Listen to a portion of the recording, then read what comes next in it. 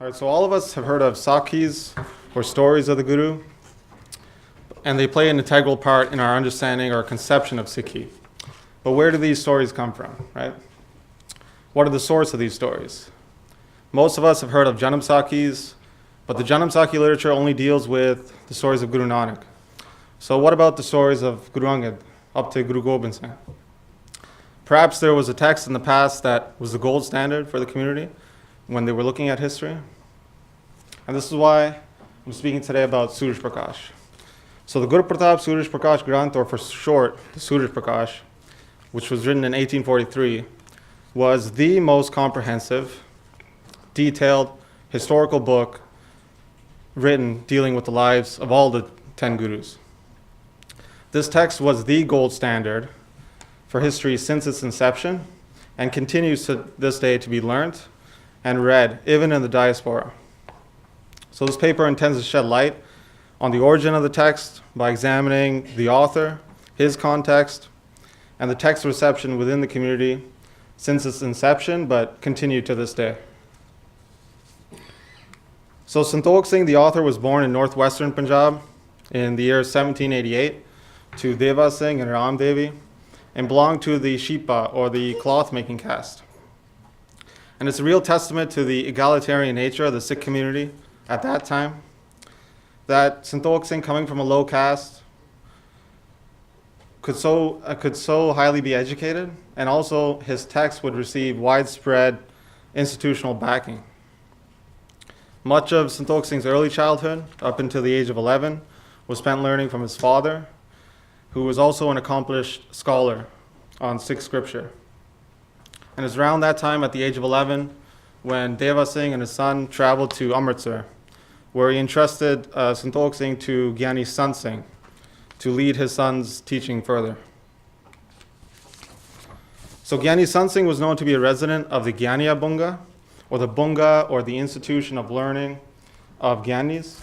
So if you look to this map, number 47, that's where the Gyani Bunga used to be. It's currently no longer there. So although Gyani Sant Singh was known to be a respectable Gyani, it did not appear that he had many other students, and certainly not many others that wrote as extensively as Santokh Singh. But Sant Singh's rise to fame actually came through saving Maharaja Ranjit Singh's life in battle. And then subsequently, Sant Singh received gracious patronage from Ranjit Singh, and where he would take care of the duties of Harmandir Sahib and also perform katha, discourse, to the congregation. Sant Singh was also in charge of refurbishing the Harmandir Sahib, supervising the installation of the copper plates gilded in gold on the exterior of Harmandir Sahib. So here's an inscription that mentions Sant Singh's role in the refurbishing of Harmandir Sahib. This is still there. So although Sant Singh was not known for teaching, he did compose a very lengthy Braj version of Tulsidas's Ramachartmanas, the life stories of Rama, which to this date have been unexamined. It was under Sant Singh that Santokh Singh then would learn Braj Pasha as well as Sanskrit for the next 10 years.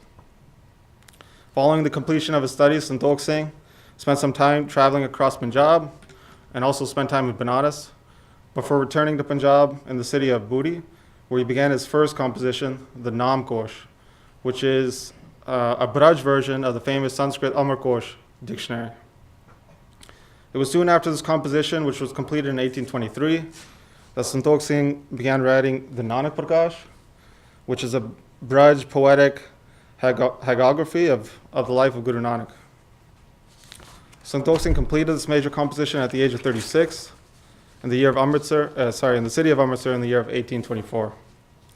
During this time, it was said that along with composing this poetry, Santokh Singh would perform katha, discourse, to the local congregations in the nearby areas. The attention that arose from Nanak Prakash, along with the public discourse, attracted the eyes of many major institutions and players in Punjab. For a short period of time, Santokh Singh was under the patronage of Raja Karam Singh of Patiala, but then was called by the King of Kathal, Raja Uday Singh, where he was very generously sponsored, enabling him to write the majority of his works while remaining in Kathal for the rest of his life. This is a kabit written by Kavi Santokh Singh to Raja Uday Singh. So the city-state region of Kathal, which Uday Singh was the king of, in the district of Karnal, was founded during the Misl period by Uday Singh's grandfather, Desu Singh, in 1767. Soon after Uday Singh's death in 1843, the state folded into the British Raj. So it was here in Kathal where Santokh Singh would write the 4 of his remaining 6 works. In addition to Naam Kosh and Nanak Prakash, Santokh Singh wrote Garab Ganjani Tika, which is a commentary on Guru Nanak's Japji Sahib. He also wrote a Braj version of Atma Puran and the Valmiki Ramayana. And his last composition, the Suraj Prakash, which was the life history of the remaining 9 gurus. Actually, the commentary, Garab Ganjani Tika and Suraj Prakash, are the only works of Santokh Singh that are currently published. So the collection of works of Santokh Singh and his life provides an interesting insight into the literary culture of that period. This engagement by Santokh Singh into a wider and larger literary heritage does not necessarily require devotional or sectarian membership. As mentioned before, Nanak Prakash, which was written 2 decades prior to Suraj Prakash, but is commonly published since the 1920s, they have been combined. The combined version has 22 sections of all, which relate to the movement and the illumination of the sun. So the title Gurpratap Suraj Prakash is meant to analogize the sun's illuminating rays with the Guru's glory. As such, the Nanak Prakash is divided into 2 sections: the Purabad, the rising of the sun from sunrise to midday, and the second portion being the Uttarard, meaning the setting from the sun from midday to sunset. The chapters are called Anshus, meaning a ray of light from the sun. Following the Nanak Prakash, there are 12 sections called Ras, meaning months. These 12 chapters are the life stories of Guru Angad to Guru Tegh Bahadur. They're divided here. The rest of the Suraj Prakash is dedicated to Guru Gobind Singh. And the next 6 sections are called Rut, the 6 seasons in India. The concluding 2 chapters are called Dakhanan and Uttaran. The Dakhanan refers to the December solstice, when the sun is at its most southern point in relation to the Earth's equator. The decline of the sun southward occurs from June 21st to ending around December 21st. The last section, Suraj Prakash, is the Uttaran, or the summer solstice, starting from around December 21st, going till around June 21st. This is when the sun slowly rises north in relation to the Earth's equator. So in beginning of month 1, following Nanak Prakash, Santokh Singh outlines both the purpose for the composition along with the sources that he uses. So Santokh Singh himself describes the desire to assemble and compile a complete history of the Guru's lives. So he writes, the history of the Gurus within this world is not found all together in one spot. Just like within sand one can obtain gold, but with a sieve one is able to obtain gold through extraction. Thus from the world I will extract all the history of the Gurus, and I will write down the entire history. The majority of the Suraj Prakash, according to Santokh Singh, is derived from the stories written down by Ram Kaur and his associates. Ram Kaur, according to Santokh Singh, was a famed Sikh who, after taking initiation at the hands of Guru Gobind Singh, came to be known as Gurbaksh Singh. Ram Kaur's lineage goes back to Baba Buddha, whose long life enabled him to live through the duration of the first 6 Gurus. An extensive portion of the 2nd chapter is dedicated in praise to Baba Buddha ji, and then anchoring Ram Kaur to Baba Buddha. Ram Kaur, having spent an extensive time with Guru Gobind Singh and also being a descendant of Baba Buddha, was thus perhaps assumed to have inherited the stories of the first Gurus as well as Guru Gobind Singh. The history was then written down by a scribe, Sahib Singh, along with Ram Kaur, and somehow found its way to Santokh Singh while in Kathal, becoming his primary source. While Santokh Singh used these now inaccessible and unknown stories from Ram Kaur, he also mentions using stories by Mani Singh, who is said to have written Sikhandi Bhagatmala, which is an anthology of stories relating to various Sikhs from the times of the Gurus. It's possible that Santokh Singh used other literature from the Gurbalas era. So Gurbalas Pasha Shemi, whose author Bhagat Singh says his source was also by Mani Singh. In addition to Ramkot and Mani Singh's writings, Santokh Singh mentions how he traveled Punjab, picking up stories wherever he could find them. So Santokh Singh was so widely praised for his work that he was largely given the title Chudamani and Mahakavi. Chudamani meaning the crown jewel of poets, and Mahakavi meaning the great poet. And in Indic tradition, this was only reserved for one poet, Kalidasa, the most renowned Sanskrit poet.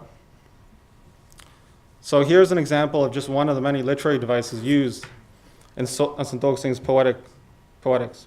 This particular device is called the Singh Avlokan, or the sight of a tiger. And it refers to when, after a successful hunt, a tiger periodically looks to its rear to ensure that no prey is coming to steal its catch. And in metaphorical terms, this means when one periodically stops, pauses, and then reflects upon a task before continuing with their task. So in poetics here, we see that the final word of the first verse is used in the first word of the next verse. And this beautiful passage here is part of the concluding portion of Suraj Prakash.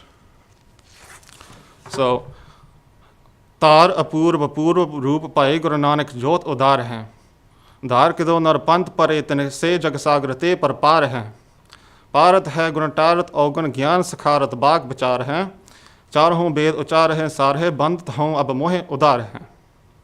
You can see how the last word of the first verse links with the next, and the next with the next, and it creates this chain. And this goes on. I've only clipped these two verses. So oral tradition within the Gyani tradition claims that upon completing Suraj Prakash, Santokh Singh personally delivered the first handwritten copy to Akal Takht, where a proclamation was made that it would be standard practice that its recitation and its discourse be done every evening. And this was a tradition that carried on through all of the 5 takhats. So to this day, this tradition happens. If you go to any of the 5 takhats today, you'll find in the evening time they do Katha of Suraj Prakash. Actually, at Takhat Huzur Sahib just recently, they just finished with Suraj Prakash, the entire, and now they've started Panth Prakash. Huzur Sahib is a takhat that has both Suraj Prakash and Panth Prakash on rotation. And beyond the major institutions like the takhats, the Suraj Prakash is still taught amongst the traditional learning institutions, such as the Satugali Taksal in Amritsar, the Damdami Taksal, the Nirmalas, and in select Nahang groups as well. And the real testament to the current reach of Suraj Prakash is viewing its influence in the diaspora, where more than a handful of gurdwaras, both in Canada, America, England as well, have daily discourse of Suraj Prakash. The lasting reach of Suraj Prakash is a testament to the great ability of Santokh Singh on both substance and style. And although no current translations, full translations exist of the text, there are many resources online where you can still engage with the text. So if you're good in Punjabi, you can listen to Punjabi Katha on gurmatvichar.com.